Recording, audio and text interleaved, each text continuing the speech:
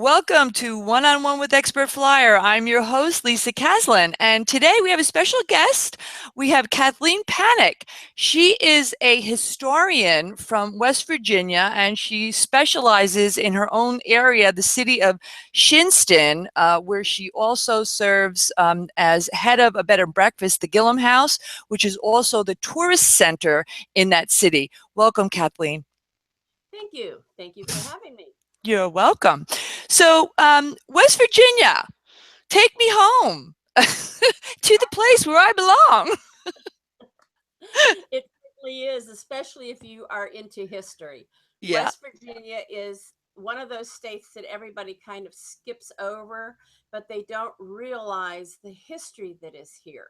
Mm-hmm. Uh, Dating back to the 1700s, mid 1700s, when Governor Alexander Spotswood of Virginia offered a horseshoe of gold to anyone who would cross the mountains and Mm. settle. Okay. And from that point on, we've just been history. Now, I know the mountains are obviously very, very well known, the mountains of West Virginia. This year, I know the State Park Service is celebrating their 100th anniversary. Are there state parks in West Virginia? Is there a state park in West There's a Virginia? lot of them. They're wonderful state parks. We actually have some couple national forests here, but for state parks, just in my area, I have Cathedral, Tiger, no, Cathedral, Prickett's Fort, Audra, Watersmith, uh, Jackson's Mill. I mean, there's just a lot of state parks all over this wonderful state. Mm-hmm. Valley Falls is another state park. Yeah. It's very well known for people going there for weddings because kayakers go through the falls and Oh, go through the beautiful. rocks. It's absolutely gorgeous. Yeah. So I was reading through some of the interesting factoids, which of course I knew none of them, and I was kind of captivated by well, there was a couple, but one of them reminded me of the movie Revenant, and apparently there's I guess a gentleman named McCulloch who did a 300-foot leap off a Yes. cliff on his horse. What was the story behind that? And he survived with his horse? He was going to Fort Henry, which was at Wheeling. The city of Wheeling became where Fort Henry was. And it was in 1777.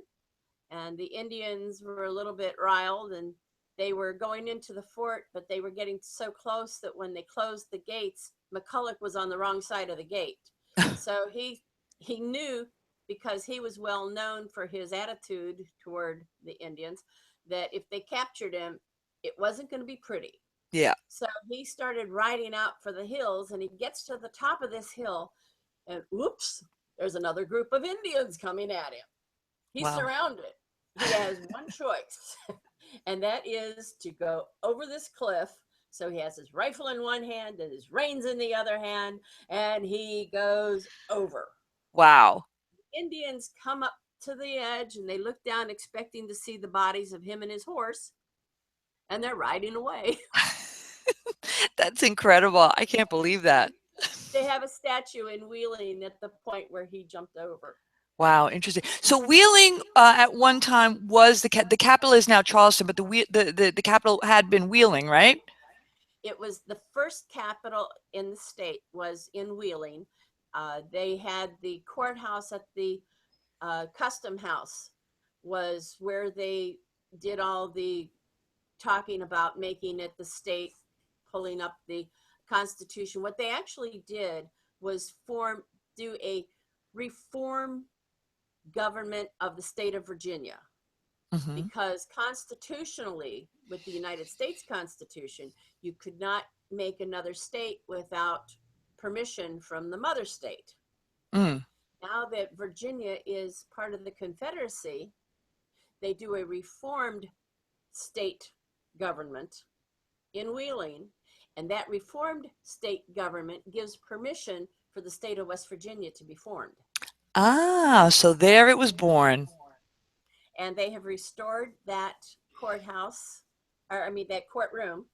And if you go to Market and 16th Street in Wheeling, the building is there, and it's turned into a museum now. It's now called Independence Hall. Oh, very cool. All right. So, when you read the typical tourism articles, it's always focused on, beauty, splendor, scenic vistas and all of that, which of course we don't want to leave out of the story, but we wanted to do something a little different. We wanted to do a series on historical getaways for folks who are interested in history and the history of our country. So if we look at West Virginia through that prism, if you were going to give a history buff recommendations on going to your state, maybe they have a long weekend and they want to hit a few really cool places, what's your recommendation? Well, if they're along the East Coast, I'd say go to the Eastern Gateway, which are the three counties, Morgan, Jefferson, and Berkeley. Mm-hmm. And there is a ton of history there because that's where George Washington did a lot. He went to the baths in Berkeley County. Um, there was the John Brown raid at Harper's Ferry. They have the Roundhouse there. The city of Harper's Ferry had a horrible fire last year, but they've restored. They've come back and they are rebuilding and they're open for business again. That's also a national park. Mm-hmm.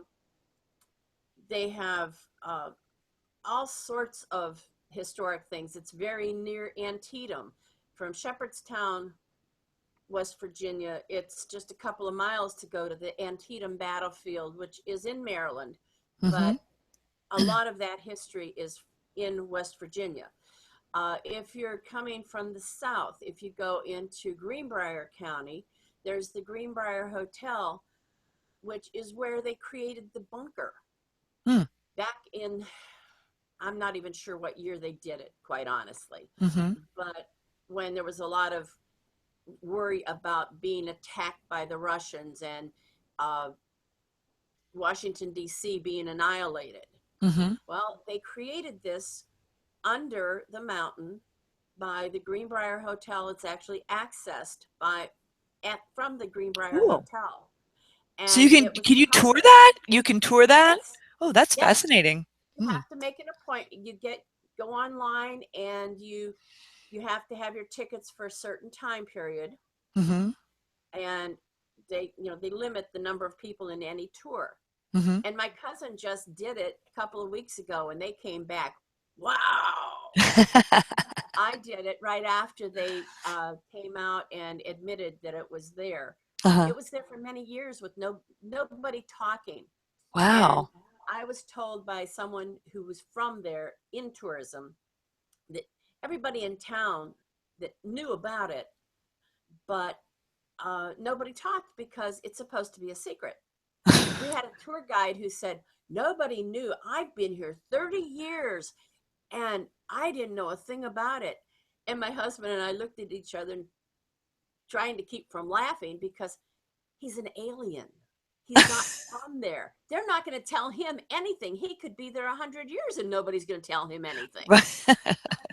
Because West Virginia knows how to keep a secret. Well, I can see that. Very good. Down in that, not too far from there, is Toga State Park, and just north of that is Hillsborough. The house that Pearl Buck was born in was built by her grandfather. It was German. It was built like a fort, and Mm-hmm. it's still there and open for tours. Watauga State Park is a wonderful place to camp. Mm-hmm. The Cass Scenic Railroad is history. It's an attraction, but it's also history because it is the logging camps. It's a switchback railroad that goes Mm-hmm. to the top of the second highest peak in the state. Oh, wow. But they tell you about the camp and they've rebuilt a camp at the top. Mm-hmm. Then over in the real southern part of the state is the coalfield country, the Hatfields and McCoys feud, and Mm-hmm. the mine wars, and all those things are there. In my area, I send my people up to Wheeling because Mhm. it's just about an hour and a half drive. It's Mhm. no big deal, but I point out different things Mhm. along the way. I'm about 25 miles from Grafton, West Virginia, where the Mother's Day Shrine is, and Mhm. about the same distance, but a little different path to get to the Anna Jarvis house. Mhm. During the Battle of Philippi, which was the first planned battle of the Civil War, General George McClellan made his headquarters in the Jarvis house. Oh, And when okay. they restored the house, those two rooms were restored as his headquarters. Wow. And just down the road from there is Philippi, the Philippi Bridge, Mhm. which was the plum for that battle. Huh. Interesting. And you And got a ton of covered bridges in West Virginia too, right? we have 17 left, and 9 of those 17 are 60 miles or less, mostly less, from my front door. Hmm. So I am so steeped in history that, and we have famous people from here. Joe Stidehar, who was in the Football Hall of Fame, Mhm. came from Shinnston. Mhm. He Wow. graduated from Shinnston High School. Mhm. And we actually knew a man who was best friends with him, and Joe would send him tickets to the ball games when they were playing in Washington, D.C. Yeah. Um, there's just, and right in my own town, we have the Levi Shin log house. It's a 2-story log house that would have been a mansion for that time. It's Mhm. original on original site, and they aren't exactly sure when it was built, but by 1778 it was there. And they Mhm. estimate that 90% of the outside logs are original. Wow. That's And it's amazing. huge for that time period. A Yeah. normal cabin would have been smaller than one of the 2 rooms downstairs. Hmm. Wow. And this has 2 down and 2 up. It has 18th century central heating because there's 2 fireplaces back to back that are stone with a stone chimney that goes through the center of the house. Mhm. So the So, yeah. upstairs wouldn't have gotten much heat, but more than normal, Uh-huh. because once those stones got warm, Warm. there would Yeah. be some heat. Oh, very interesting. This is And very cool. Stonewall Jackson was born 10 miles south of here in Clarksburg. Uh-huh. And he grew up on, his father died when he was young, and he spent a lot of time at his grandparents' grist mill, which is at Jackson's Mill, which is now was donated by the last of that line to West Virginia University, and it's part of the Extension Service. Um, and it's a wonderful place also. So we have a lot of and near Jackson's Mill, one of his best friends as he grew up through boyhood was General Lightburn, who became the general during the Civil War, and Lightburn was a general for the North, while Stonewall was for the South, Wow. and they Interesting. were totally best friends. Isn't that unique, huh? Hmm. Civil All War. right.